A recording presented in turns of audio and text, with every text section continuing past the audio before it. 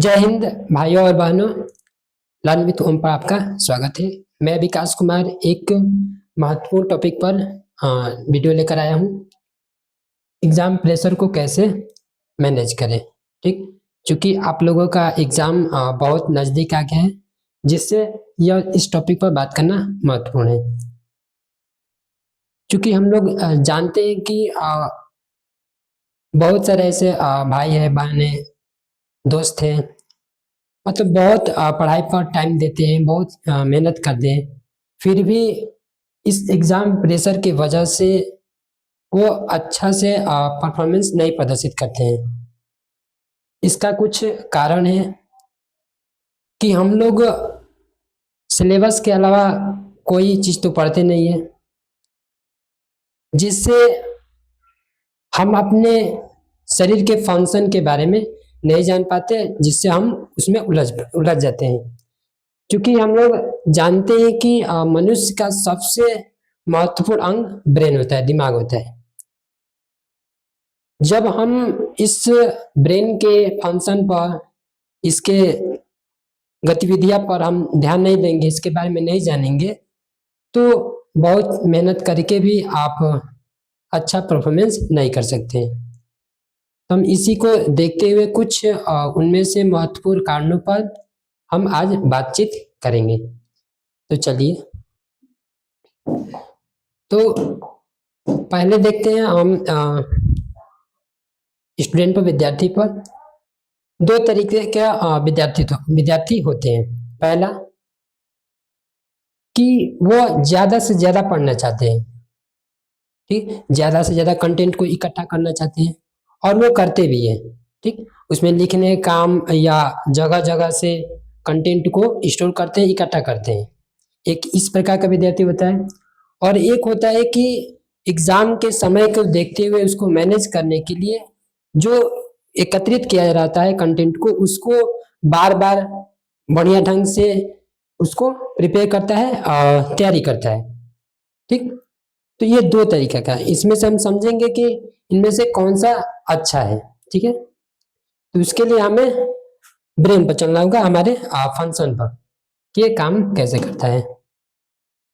देखिए, ब्रेन का काम होता है कि हमेशा या उसी चीज को बहुत जल्दी से या पूर्ण रूप से उसको ही अवशोषित करता है या समझता है, जब हम उसको शांत अवस्था में अपने ब्रेन को, अपने शरीर के हर गतिविधियों को शांत करके हम जब उसको एब्जर्व करते हैं, तो ये बहुत जल्दी और बहुत बढ़िया तरीका से ये अवशोषित करता है या अर्जित करता है। ठीक, लेकिन हम लोग इस एग्जाम प्रेशर को देखते हुए हम लोग सब अपने शांति अवस्था को खो देते हैं, समझ नहीं पाते हैं। जिससे मैं बताया कि इसमें से दो प्रकार के होते हैं, जो एक कंटेंट के जुगाड़ में रहते हैं, यानी ज्यादा करते हैं, और एक जितना कंटेंट होता है उसी को बार बार करते हैं। ठीक, इसका एक अच्छा सा एक बात है कि मतलब कि आप 10 कंटेंट को इकट्ठा कीजिए, इससे अच्छा आप एक ही कंटेंट को 10 बार कीजिए, तो इससे परफॉर्मेंस अच्छा होगी। ठीक, हमें ज्यादा कंटेंट के चक्कर में नहीं पड़ना चाहिए। ठीक, आजकल जैसे हम पीवाईक्यू पर देखें, पीवाईक्यू पर बात करें, पीवाईक्यू, ठीक, किसी भी सब्जेक्ट के लिए उसमें नंबर प्राप्त करने के लिए पीवाईक्यू महत्वपूर्ण है, मानता हूं।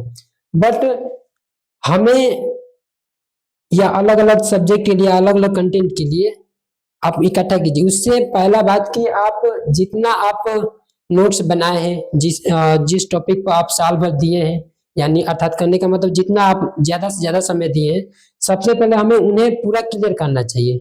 ठीक, अगर हमें पूरा क्लियर नहीं होगा तो हम जब पीवाईक्यू लगाएंगे तो सिर्फ और सिर्फ डिमोटिवेट ही होंगे, हमसे नहीं होगा, और उसके चक्कर में हम अलग अलग वीडियो, अलग अलग लेक्चर, अलग अलग कंटेंट के पीछा पड़ जाएंगे।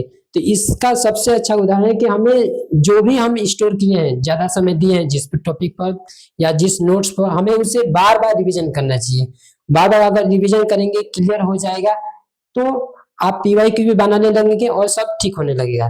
ठीक, लेकिन जब आप जिस टॉपिक पर ज्यादा समय दिए हैं, आप उस पर काम नहीं करेंगे, आप उसको रिवीजन नहीं करेंगे, और तो कुछ परफॉर्मेंस नहीं होगी। यहाँ समय के देखते हुए दो तरीका का कारण बन सकता है। एक वो जो साल भर में या ज्यादा समय दिया है पढ़ाई की अपेक्षा, अगर इस समय अगर वो रिवीजन नहीं करता उस टॉपिक को तो उसका अंक परफॉर्मेंस बहुत खराब हो जाएगा। और जो इसमें इस समय में जितना कंटेंट है उसको रिवीजन जितना करेगा, ठीक, रिवीजन करेगा उसी पर उसका परफॉर्मेंस अच्छा हो सकता है। ठीक, तो हमें पीवाईक्यू से पहले सबसे पहले जो टॉपिक है कंटेंट है नोट से पहले हमें उसी का रिवीजन करना चाहिए और फिर पीवाईक्यू बनाना चाहिए। ठीक, और जो हमारी टेक्स्ट बुक है उस पर ज्यादा ध्यान देना चाहिए। ठीक, पीवाईक्यू हम बाद में लगाएंगे, पहले हमारी जो टेक्स्ट बुक है वो मैथ हो या फिजिक्स हो या केमिस्ट्री हो, ठीक, कुछ भी हो के, तो हमें अपनी जो सिलेबस तैयार की गई है डिजाइन की गई है सबसे पहले हमें उसे कंप्लीट करना चाहिए। ठीक, उसके बाद हमें अलग टॉपिक या कंटेंट या पीवाईक्यू के बारे में सोचना चाहिए। ठीक, ठीक है, और ज्यादा कंटेंट के चक्कर में मत पड़िए।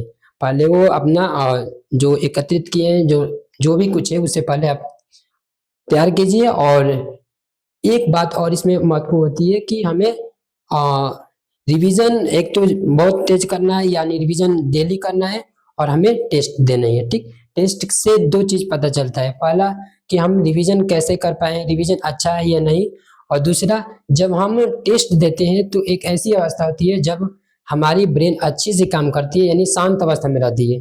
ठीक, ब्रेन एकदम टॉपिक पर या उसके आंसर पर यानी एक तरीके के संकेंद्रित हो जाती है, केंद्रित हो जाती है उस टॉपिक की ओर। ठीक, तो एक तरह इससे एग्जाम प्रेशर या एग्जाम टाइम के समय टाइम पर हमें टेस्ट बहुत महत्व होता है, वो हमेशा प्रेशर को शांत करता है। ठीक, आई होप